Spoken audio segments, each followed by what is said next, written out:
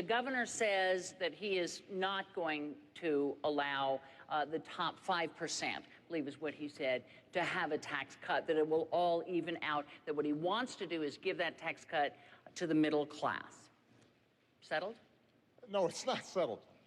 Look, the cost of lowering rates for everybody across the board, 20%, along with what he also wants to do in terms of eliminating the estate tax, along what he wants to do in terms of corporates, changes in the tax code, it costs about $5 trillion. Governor Romney then also wants to spend $2 trillion on additional military programs, even though the military is not asking for them. That's $7 trillion. He also wants to continue the Bush tax cuts for the wealthiest Americans. That's another $1 trillion. That's $8 trillion. Now, what he says is he's going to make sure that this doesn't add to the deficit, and he's going to cut middle-class taxes. But when he's asked, how are you going to do it, which deductions, which loopholes are you going to close, he can't tell you.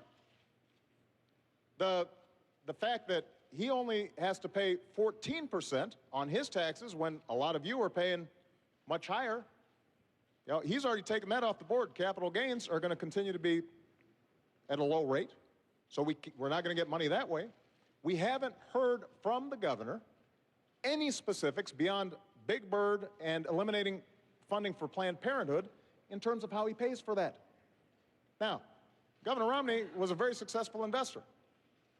If somebody came to you, Governor, with a plan that said, here, I want to spend $7 or $8 trillion, and then we're going to pay for it, but we can't tell you until maybe after the election how we're going to do it, you wouldn't have taken such a sketchy deal.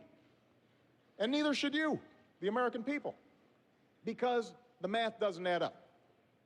And what's at stake here is one of two things. Either, Candy, this blows up the deficit, because keep in mind, this is just to pay for the additional spending that he's talking about. $7, $8 trillion, that's before we even get to the deficit we already have. Or alternatively, it's got to be paid for not only by closing deductions for wealthy individuals, that'll pay for about 4% reduction in tax rates.